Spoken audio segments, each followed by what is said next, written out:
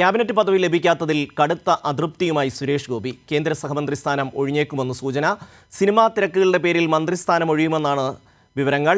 വിഷ്ണു ചേരുന്നു ദില്ലിയിൽ നിന്ന്. വിഷ്ണു, എന്തൊക്കെ വാർത്തകളാണ് ഇത് സംബന്ധിച്ച് പുറത്തു വരുന്നത്? സുരേഷ് ഗോപിയുടെ പ്രതികരണം എന്തെങ്കിലും വന്നിട്ടുണ്ടോ? ഷമി, ഇന്നലെ സത്യപ്രതിജ്ഞാ ചടങ്ങുകൾക്ക് ശേഷം തന്നെ സുരേഷ് ഗോപി തൻ്റെ അതൃപ്തി മാധ്യമങ്ങൾക്ക് മുന്നിൽ വ്യക്തമാക്കിയതാണ്. അതായത് കേരളത്തിൽ നിന്ന് ഒരു മന്ത്രിസ്ഥാനം ഉണ്ടാകുന്നു, പക്ഷേ സുരേഷ് ഗോപി ഇത്തരത്തിൽ ക്യാബിനറ്റ് പദവി അല്ലെങ്കിൽ സ്വതന്ത്ര പദവിയൊക്കെ തന്നെ പ്രതീക്ഷിച്ചെങ്കിലും സഹമന്ത്രി സ്ഥാനം മാത്രമാണ് സുരേഷ് ഗോപിക്ക് ലഭിക്കുന്നത്.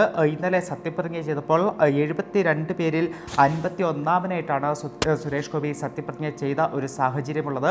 എന്തായാലും ഇത്തരത്തിൽ ക്യാബിനറ്റ് പദവി അല്ലെങ്കിൽ സ്വതന്ത്ര പദവി പ്രതീക്ഷിച്ച സുരേഷ് ഗോപിക്ക് ഒരു സഹമന്ത്രി സ്ഥാനം മാത്രമാണ് ലഭിച്ചത്. നിലവിൽ പുറത്തുവരുന്ന സൂചന അനുസരിച്ചുകൊണ്ട് സുരേഷ് ഗോപിക്ക് സാംസ്കാരിക വകുപ്പ് ആയിരിക്കും ലഭിക്കുക എന്നൊരു സൂചനയാണ് പുറത്തു വരുന്നത്. പക്ഷേ സുരേഷ് ഗോപി വലിയ തലത്തിൽ അതൃപ്തനാണ്. അതിൻ്റെ പ്രധാനപ്പെട്ട കാരണം ഒന്ന്, ഇത്തരത്തിൽ ക്യാബിനറ്റ് പദവി അല്ലെങ്കിൽ സ്വതന്ത്ര പദവി ലഭിക്കുന്നില്ല. അതോടൊപ്പം തന്നെ കേരളത്തിൽ നിന്ന് ജയിച്ച MP ആണ് സുരേഷ് ഗോപി. തൃശ്ശൂരിൽ നിന്ന് ജയിച്ച MP ആണ്. പക്ഷേ വളരെ സർപ്രൈസിംഗ് ആയിട്ട് കേരളത്തിന് രണ്ടാമതൊരു മന്ത്രിസ്ഥാനം കൂടി ഇന്നലെ ലഭിക്കുന്ന സാഹചര്യമുണ്ടായിരുന്നു. ജോർജ് കുര്യനാണ് അത്തരത്തിൽ രണ്ടാമത്തെ കേരളത്തിൽ നിന്ന് ഒരു മന്ത്രിയായത്. അപ്പോൾ അത്തരത്തിൽ കേരളത്തിൽ നിന്ന് രണ്ടാമതൊരു മന്ത്രിയും കൂടി മോദി സർക്കാരിലേക്ക് വരുമ്പോൾ സുരേഷ് ഗോപിയുടെ മന്ത്രിസ്ഥാനത്തിൻ്റെ ആ ഒരു പൊലിമ കുറയുന്നു, അല്ലെങ്കിൽ അത്ര കണ്ട്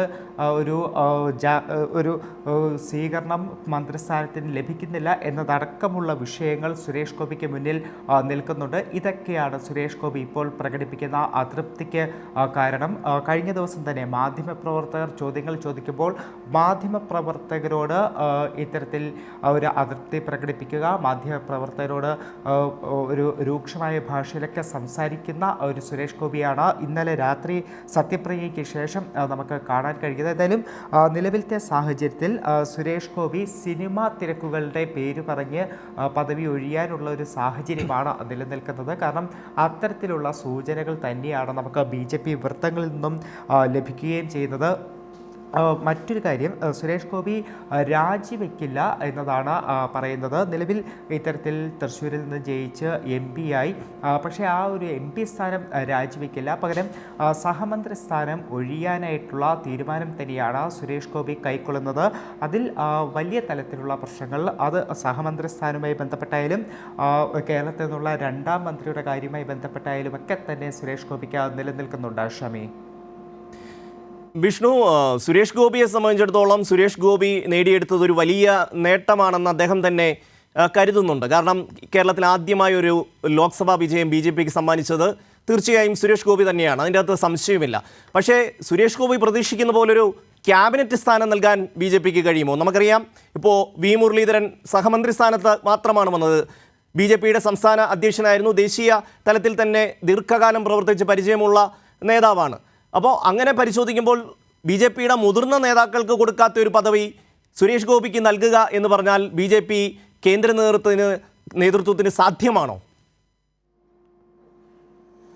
ഷമി, BJP ദേശീയ നേതൃത്വത്തെ സംബന്ധിച്ച് അത്തരത്തിൽ സുരേഷ് ഗോപിക്ക് ഒരു ക്യാബിനറ്റ് പദവി നൽകുക എന്ന് പറയുന്നത് വലിയ പ്രതിസന്ധി സൃഷ്ടിക്കുന്ന കാര്യം തന്നെയാണ്. കാരണം ഇന്നലെ 72 പേർ, നരേന്ദ്രമോദി ഉൾപ്പെടെ 72 പേർ സത്യപ്രതിജ്ഞ ചെയ്തതിൽ 30 പേരെയാണ് ക്യാബിനറ്റിലേക്ക് ഇത്തരത്തിൽ സത്യപ്രതിജ്ഞ ചെയ്ത് അധികാരത്തിൽ കയറിയത്.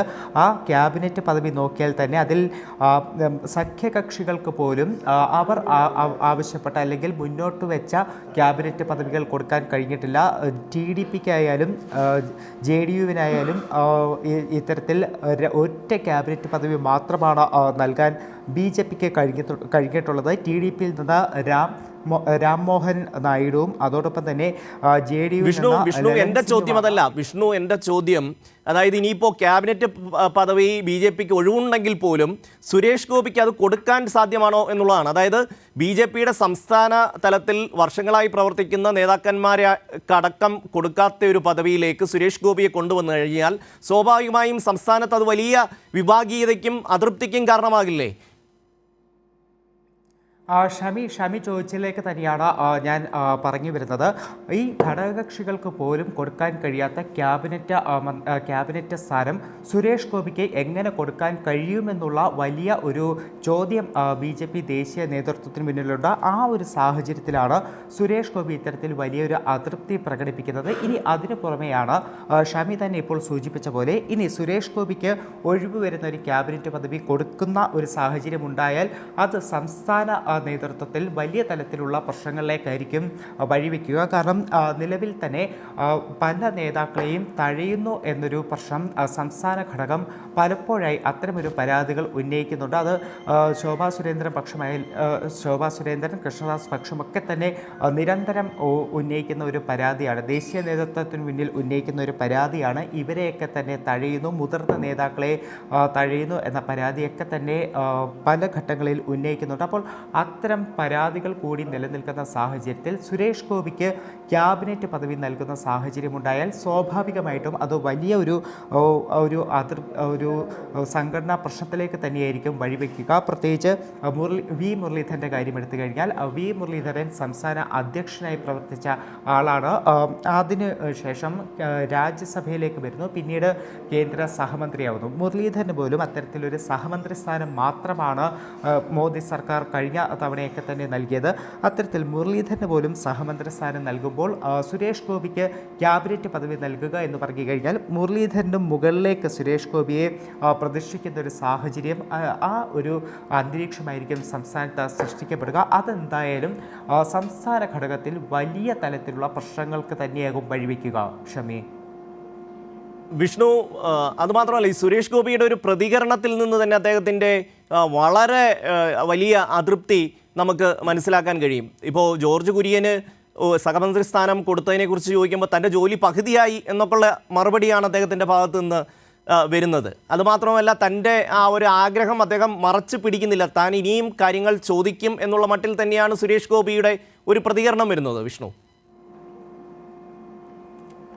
ഷമി, തീർച്ചയായിട്ടും കഴിഞ്ഞ ദിവസം സത്യപ്രതിജ്ഞയ്ക്ക് പിന്നാലെ സുരേഷ് ഗോപി മാധ്യമങ്ങളെ കണ്ടപ്പോൾ അദ്ദേഹത്തിൻ്റെ തൃപ്തി കൃത്യമായി തന്നെ പ്രകടമാക്കിക്കൊണ്ടുള്ള പ്രതികരണമാണ് നടത്തിയത്. തനിക്ക് എന്താണ് വേണ്ടത് എന്ന് ജനങ്ങൾക്കറിയാം, അത് താൻ മറച്ചു വയ്ക്കുന്നില്ല, ചോദിക്കും എന്ന് തന്നെയാണ് സുരേഷ് ഗോപി കഴിഞ്ഞ ദിവസം പറഞ്ഞു വയ്ക്കുന്നത്. അതോടൊപ്പം പറഞ്ഞ മറ്റൊരു കാര്യം, നിലവിൽ കേരളത്തിന് ഒരു അധിക പരിഗണന വേണം എന്നൊരാവശ്യം ഒരിക്കലും നരേന്ദ്രമോദിക്ക് മുന്നിൽ അല്ലെങ്കിൽ സർക്കാരിന് മുന്നിൽ വെക്കില്ല എന്നതാണ്. കേരളത്തിന് എന്താണോ കിട്ടാനുള്ളത് അത്തരം കാര്യങ്ങൾ മാത്രം കിട്ടിയാൽ മതി. അതിനപ്പുറത്തേക്കൊരു അധിക പരിഗണന അല്ലെങ്കിൽ കേരളത്തിന് കൂടുതൽ ആവശ്യങ്ങൾ നൽകണം, പരിഗണന നൽകണം, അത്തരം കാര്യങ്ങളൊന്നും തന്നെ താൻ ആവശ്യപ്പെടില്ല.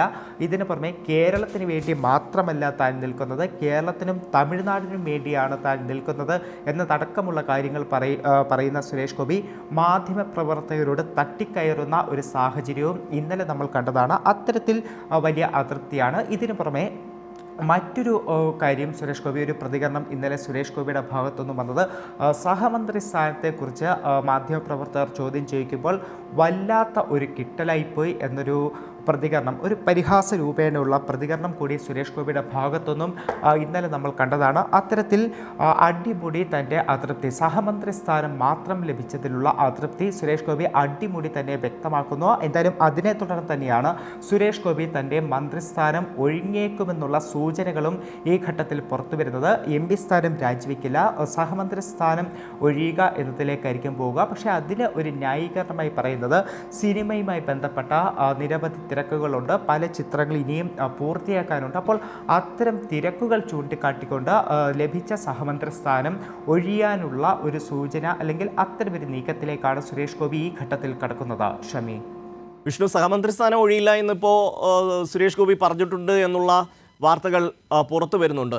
പക്ഷേ ഒരു ചോദ്യം, ഇപ്പോൾ കഴിഞ്ഞ ദിവസം ഈ മന്ത്രി ക്യാബിനറ്റ് പ്രഖ്യാപിക്കുന്ന സമയത്ത് തിരുവനന്തപുരത്തെ NDAയുടെ സ്ഥാനാർത്ഥിയുടെ ഒരു ട്വീറ്റ് വന്നത് വിഷ്ണു ശ്രദ്ധിച്ചു കാണും. അതായത് താൻ രാഷ്ട്രീയ പ്രവർത്തനം, തൻ്റെ 18 വർഷത്തെ രാഷ്ട്രീയ പ്രവർത്തനം അവസാനിപ്പിക്കുന്നു എന്നുള്ള മട്ടിലുള്ള ഒരു ട്വീറ്റാണ് വരുന്നത്. അതായത് കുറച്ച് അധികാരം കൊതിയന്മാരായിട്ടുള്ള, അധികാരത്തിന് വേണ്ടി ഇങ്ങനെ ദാഹിച്ച് നിൽക്കുന്ന കുറച്ച് ആൾക്കാരുടെ ഒരു കേന്ദ്രമായി BJP മാറുന്നു എന്നുള്ളതാണ്. ആ അധികാരം കിട്ടാതെ വരുമ്പോൾ അവരുടെ വിശ്വരൂപം അവർ പുറത്തെടുക്കുകയും ചെയ്യുന്നു. ഇപ്പോൾ 18 വർഷം രാഷ്ട്രീയ പ്രവർത്തനം നടത്തിയെന്ന് രാജീവ് ചന്ദ്രശേഖർ പറയുമ്പോൾ അദ്ദേഹം MP ആയിരുന്ന ഒരു കാലഘട്ടമാണ് അദ്ദേഹം പറയുന്നത്. അല്ലാതെ ഈ സമൂഹത്തിലിറങ്ങി എന്തെങ്കിലും ഒരു പൊതുപ്രവർത്തനം നടത്തിയ ചരിത്രം രാജീവ് ചന്ദ്രശേഖറിനുള്ളതായി നമുക്കാൾക്ക് അറിയില്ല. ഇപ്പോൾ സുരേഷ് ഗോപിയെ സംബന്ധിച്ചിടത്തോളം ഈ ഒരു മത്സരത്തിന് വേണ്ടി കഴിഞ്ഞ 5 വർഷം അദ്ദേഹം തൃശ്ശൂരിൽ കേന്ദ്രീകരിച്ച് പ്രവർത്തിച്ചു എന്നൊക്കെ പറയുന്നുണ്ട്. പക്ഷേ ആ പറഞ്ഞതുപോലെ അദ്ദേഹം ആഗ്രഹിച്ചതുപോലെ ഒരു ക്യാബിനറ്റ് പദവി കിട്ടാതെ വരുമ്പോൾ അദ്ദേഹവും ആ ഒരു സ്വഭാവം പ്രകടിപ്പിക്കുകയാണ്. അപ്പോൾ ഈ അധികാരമാണ് രാഷ്ട്രീയത്തിലെ പരമമായ ലക്ഷ്യം എന്നുള്ള ഒരു സന്ദേശം BJP ഈ സമൂഹത്തിന് പകർന്നു നൽകുകയല്ലേ? ഷമി, തീർച്ചയായിട്ടും അത്തരത്തിൽ തന്നെയാണ്. സുരേഷ് ഗോപിയുടെ കാര്യത്തിൽ നോക്കിക്കഴിഞ്ഞാൽ ഇന്നലെ രാവിലെ മുതൽ തന്നെ ഇത്തരത്തിൽ പല അസ്വാരസ്യങ്ങളും നമുക്ക് കാണാൻ കഴിഞ്ഞിരുന്നു. നേരത്തെ ദില്ലിയിലേക്ക് വന്ന സുരേഷ് ഗോപി കഴിഞ്ഞ ദിവസം തിരിച്ചു പോവുകയും ഇന്നലെ ഏകദേശം ഒരു ഉച്ചവരെ കേരളത്തിൽ തന്നെ തുടരുന്ന സാഹചര്യമായിരുന്നു. ദില്ലിയിലേക്കുള്ള ടിക്കറ്റ് പോലും എടുക്കാതെ കേരളത്തിൽ തന്നെ തുടരുന്ന സാഹചര്യമായിരുന്നു. പിന്നീട് നരേന്ദ്രമോദി വിളിച്ച ഒരു സാഹചര്യത്തിൽ മാത്രമാണ് സുരേഷ് ഗോപി ദില്ലിയിലേക്ക് വന്നത്. അപ്പോൾ അതിൽ തന്നെ സുരേഷ് ഗോപിയുടെ ഭാഗത്തുനിന്നും ഒരു അതൃപ്തി നമുക്ക് മനസ്സിലാക്കാൻ കഴിഞ്ഞിരുന്നു. അതോടൊപ്പം തന്നെയാണ് രാജീവ് ചന്ദ്രശേഖറിൻ്റെ കാര്യത്തിലും. രാജീവ് ചന്ദ്രശേഖർ ഇത്തവണ തിരുവനന്തപുരത്ത് മത്സരിക്കുന്നു. അതിൽ ഒരു നേട്ടം രാജീവ് ചന്ദ്രശേഖറിനും ഉണ്ടാക്കാൻ കഴിഞ്ഞിട്ടുണ്ട്. കാരണം ഒരു ഘട്ടത്തിൽ ശശി തരൂർ തോൽക്കുമെന്നുള്ള ഒരു സാഹചര്യം പോലും കടന്നുപോയതാണ്. അപ്പോൾ അത്തരത്തിൽ വലിയൊരു നേട്ടം രാജീവ് ചന്ദ്രശേഖറിന് ഉണ്ടാക്കാൻ കഴിഞ്ഞിട്ടും അദ്ദേഹത്തെ ഇത്തവണ മന്ത്രി പദവിയിലേക്ക് മന്ത്രിസഭയിലേക്ക് പരിഗണിക്കാത്ത സാഹചര്യമാണ്. അതിൽ രാജീവ് ചന്ദ്രശേഖറും ഇന്നലെ വലിയൊരു അതൃപ്തി തന്നെ രേഖപ്പെടുത്തുന്നുണ്ടായിരുന്നു. അതായത് മൂന്നാമത്തെ പ്രധാനമന്ത്രിയായിട്ടും മോദി സത്യപ്രതിജ്ഞ ചെയ്യാൻ നിമിഷങ്ങൾ മാത്രം ബാക്കി നിൽക്കുകയായിരുന്നു. രാജീവ് ചന്ദ്രശേഖർ സമൂഹ മാധ്യമമായ എക്സിൽ താൻ രാഷ്ട്രീയ പ്രവർത്തനം അല്ലെങ്കിൽ പൊതുപ്രവർത്തനം അവസാനിപ്പിക്കുകയാണ്. അത് തിരുവനന്തപുരത്ത് തോറ്റതുകൊണ്ട് എടുത്ത ഒരു തീരുമാനമല്ല, ചില കാര്യങ്ങൾ അങ്ങനെയാണ് എന്ന് ഒരു ഒളിയമ്പോട് കൂടിയായിരുന്നു രാജീവ് ചന്ദ്രശേഖറിൻ്റെ ഒരു പ്രസ്താവന വരുന്നത്. പിന്നാലെ നേതൃത്വത്തിൻ്റെ ഇടപെടലൊക്കെ കൊണ്ട് തന്നെ രാജീവ് ചന്ദ്രശേഖർ ആ ഒരു പോസ്റ്റ് പിൻവലിക്കുന്നു. ആ പോസ്റ്റ് പിൻവലിക്കുമ്പോൾ ഒരു ന്യായീകരണമായി പറയുന്നത് എല്ലാവർക്കും നന്ദി അറിയിച്ചുകൊണ്ടുള്ളൊരു പോസ്റ്റാണ് ഉദ്ദേശിച്ചത്. പക്ഷേ തൻ്റെ ക്രൂവിൽ പുതുതായിട്ട് വന്ന ഒരു ഇന്ത്യൻ വ്യക്തിയുടെ ഭാഗത്തുനിന്നും വന്ന കൈപ്പിഴയാണ് ഇത്തരത്തിലൊരു പോസ്റ്റ് സംഭവിച്ചത് എന്ന ന്യായീകരണം രാജീവ് ചന്ദ്രശേഖരൻ നടത്തിയെങ്കിൽ പോലും അവിടെയും ഒരു അധികാരം ലഭിക്കാത്തതിൻ്റെ അതൃപ്തി കൃത്യമായി തന്നെ രാജീവ് ചന്ദ്രശേഖർ പ്രകടമാക്കുന്നുണ്ട്. സുരേഷ് ഗോപിയുടെ കാര്യത്തിലേക്ക് വരുമ്പോഴും അത് തന്നെയാണ് നമുക്ക് കാണാൻ കഴിയുന്നത്. ക്യാബിനറ്റ് പദവി ലഭിക്കാതെ പോകുന്നു. സ്വതന്ത്ര